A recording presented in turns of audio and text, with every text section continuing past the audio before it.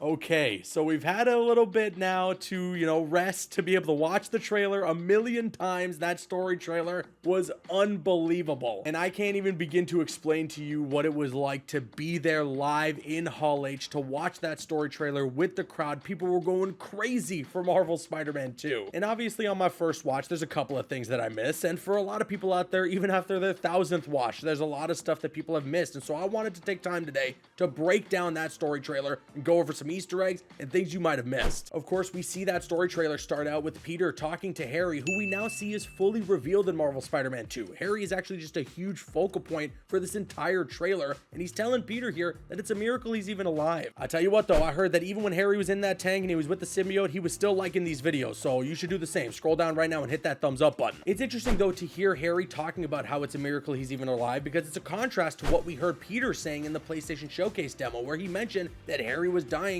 and Curt Connors was the only person who could help. So it makes me wonder, is this a situation similar to the first game where Harry's kind of lying to his friends about how serious his illness is, or is it a situation where he seems like he's okay right now, but then his illness slowly creeps back up on him? Then again though, it could just be Harry saying, it's a miracle I'm still around at this point considering my illness. Who knows what he's trying to interpret there. We also finally get a look at Peter's face in Marvel Spider-Man 2, and of course it's still the new face that we got from the remaster, and I'll be honest, he doesn't look too different, but they definitely aged him up a bit, so he's not super baby face anymore, which is nice. I was talking to Uncaged Games, and I think we both agree that maybe if he had like a little bit of a stubble or something like that, it could just help with making him look like, he's a college student, or he's like older than Miles at least. But honestly, I think it's okay. It looks a lot better in Marvel Spider-Man 2 than it did in the remaster, at least in my personal opinion. The trailer then starts to give us quick cuts of the Spider-Men swinging together, which is awesome, and the open world in Marvel Spider-Man 2, including a look at Coney Island, which we now know is one of the new areas that we can explore in the open world. And I don't know if you guys noticed this, but the Ferris wheel in the background actually says Big Wheel on it. I can't even believe it. There's a Big Wheel Easter egg in Spider-Man 2. By Brooklyn, of course, and Queens, which we saw during that PlayStation Showcase demo. Harry's introduced to Miles, and you can kind of get the sense that Miles is a little jealous, or at the very least just wants to make sure that Peter won't completely ditch him. It all stems anyways from the fact that Peter introduces Harry as his best friend. We're gonna come back to that in a bit, but for now just put a pin in it. But clearly there is some very intentional usage of words here when it comes to the dialogue. And hey, speaking of Miles, he's got a new look in this game as well, mainly a new haircut, and it's pretty fresh, I can't lie. Interestingly enough, if you look at one of the Digital Deluxe Edition suits, specifically the Red Spectre suit, has Miles' hair sticking out, and we never realized at the time that that's his new hairdo. We then get introduced to potentially a new enemy type as part of Kraven's Hunters. We got some big dude with a giant axe, and we can also see that Peter is facing off against Kraven's men here without the symbiote. So clearly, if we go back to that PlayStation Showcase demo that we got in May, I mean, Peter's been fighting Kraven's cronies for a little while. You can also see that Peter uses his web wings pretty high in the sky, and the speed looks incredible. I cannot wait to try this out for myself and see how the web wings feel mixed with the regular traversal in the game. I also can't wait for you guys to subscribe to this channel and turn on those notifications, because I got so many more Spider-Man 2 videos coming your way. There is a lot to talk about, and you guys do not want to miss it, so make sure you got those noties on. Peter's then talking to MJ in the trailer, trying to get her to dig up some dirt on Kraven, and we can see that MJ's also got a new look in this game, and I mean,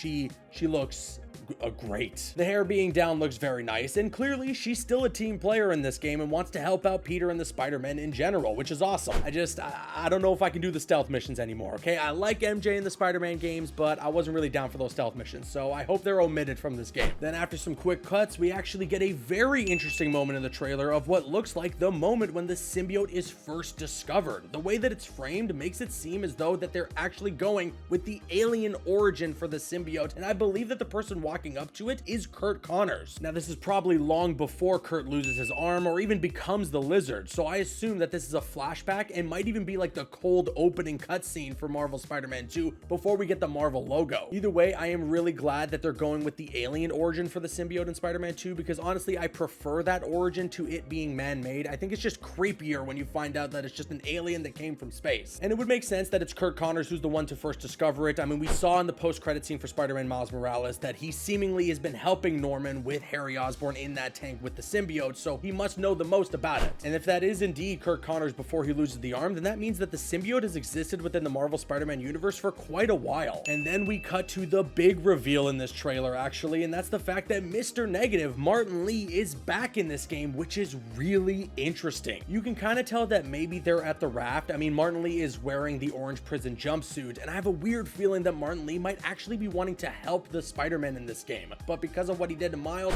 Miles is going to want to fight him. Plus, you can notice in the far background that we can actually see Peter in the red suit helping some people out after something went down. I am really looking forward to seeing how this sequence is going to play out in full, because this was actually one of the looming questions that was left after the end of Spider-Man PS4. We didn't know what happened to Mr. Negative. We didn't actually end up seeing him after he was taken out by Doc Ock. We also then get a quick flash of Wraith. Yuri's got these ropes hanging down as she stands in the fire looking menacing as ever. I'm not exactly sure who it is on the ground next to Peter, but I have a feeling that it's probably going to be some petty criminal, and Wraith is using her more lethal methods, which Peter is very much against, leading to the conflict between them. Following that, there's a really touching moment with Rio Morales talking to Peter, actually mentioning how much Miles looks up to him, and I feel like this is all foreshadowing between this and that moment earlier on in the trailer when Peter introduces Harry as his best friend, and then coupling that with what we saw from the PlayStation Showcase demo where Peter was being really short with Miles when he has the symbiote. All of this is going to come to a head when we most likely see Miles fight symbiote Peter. And man, it's going to be heartbreaking, because even Najee Jeter said during the Hall H panel when I was there for Marvel Spider-Man 2 that Peter is still to Miles big bro. So for him to be going through these motions, you know, seeing that Peter's got a best friend and he doesn't consider Miles to be his best friend, for those moments where Peter is short with him with the symbiote, it's kind of tragic what's going on with Miles here. Moving on though, the trailer also shows this quick flash of MJ hiding from symbiote Peter, and man, Peter is looking mean. I wonder why MJ is hiding or trying to stay out of sight here. Had it not basically been confirmed that Peter isn't Venom, I totally would have looked at this moment as even more evidence that he was going to be, but I mean, that theory is kind of dead in the water now, I think. Then right towards the end of the trailer, I think a lot of people missed this moment where Lizard is roaring. You can actually see that it's affecting the symbiote, which, I mean, as it should, considering that loud noise, or the vibrations that come from loud noise, is one of the symbiote's vulnerabilities. And in the midst of a ton of amazing shots, we can also quickly see a shot of Harry limping, clearly showcasing that whatever illness he has is taking quite the toll on him, and he's also looking a little mean here. It then cuts back to that part with Lizard roaring and what effects were taken on Peter with the symbiote, and we can see that while he's going through all the craziness, he sends out this massive symbiote blast. And this actually looks like a pretty similar move to what you can do in Spider-Man Miles Morales. You know, when Miles builds 3 bars of Venom, you can do a giant Venom blast. So I'm assuming there's this part in the game where all this loud noise is affecting Peter, he sends out the symbiote blast, and that's when you actually can unlock the move and utilize it within gameplay. But what would be really interesting is I wonder if maybe that move could be situational. Maybe you can only use this move when you're like low on health with the symbiote suit, or when you have too many enemies attacking you at once. I feel like for the sake of it being a video game and wanting to apply the power fantasy of using the symbiote, that's not going to be the case, but I would be very interested if that does end up happening. And then towards the end of the story trailer, we can see that Norman is talking to Harry in the same room from the post-credit scene of Marvel Spider-Man with the symbiote in the tank that we saw Harry in. And I'd like to note that Harry looks a little shorter and even younger during this scene, so it might be a flashback and might even specifically be the moment when Norman first convinces Harry to go into the tank and try to bond with the symbiote to save him from whatever illness he has. I mean, Norman says as he touches Harry's cheek, "I'm not going to lose you." So obviously this is a tender moment between father and son where he's doing his best to try and save his son. But it's right after this moment where we can see presumably Harry looking out on his own destruction as Venom, because I believe Harry is Venom. It's kind of confirmed in this trailer. We hear this line from Tony Todd's Venom. It's so good. I mean, just play it.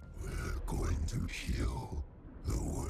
Yeah, Venom says there, we're gonna heal the world. I have no idea what that means, but it sounds like he's gonna try and spread the symbiote across the city. We might be getting Web of Shadows all over again. It still feels like we've only seen the tip of the iceberg here for Marvel Spider-Man 2, and I do feel like that there's gonna be little symbiote cronies that we're gonna have to fight at some point in this game. I mean, remember, Najee Jeter, voice of Miles, he was at some convention, and when answering one of these fan questions, he said that the symbiotes are gonna be everywhere. And of course, right at the end of the trailer, we got that same shot from the screenshot that we had revealed to us a couple of days ago by Entertainment Weekly, and it's a Venom roaring. But if you pause at the right moment and you zoom in far enough, you can actually see that inside Venom's mouth, there is somebody's eye, a person's eye in the back of his throat there. So for all those weird theories out there of people who are saying, well, maybe Venom is nobody and it's just the symbiote going rogue and becoming Venom on its own, well, we can put that to bed. I think as well that this trailer heavily insinuates that Harry is going to be Venom. They're not just gonna flat out say it. They want us to experience the story, but it's similar to Spider-Man PS4. You know, when you're first introduced to Dr. Otto Octavius, you know, okay, he's the 6th member of the Sinister Six that they were teasing, but you're waiting to see how we get to that point. It's not just how we got to point B, it's what's in between point A and point B. So I'm looking forward to seeing what that journey ends up looking like in Marvel Spider-Man 2. And that'll do it for my breakdown of the story trailer. I know that there's probably some things that I missed, and I'm sure you're already screaming about it in the comment section below, but let me know what you might have caught that I didn't hear. And if there were some Easter eggs in this video or some things that you missed that you didn't notice before up until you saw this video, well then hit that thumbs up button. And with that being said, I've been Caboose, and I'll see you guys later.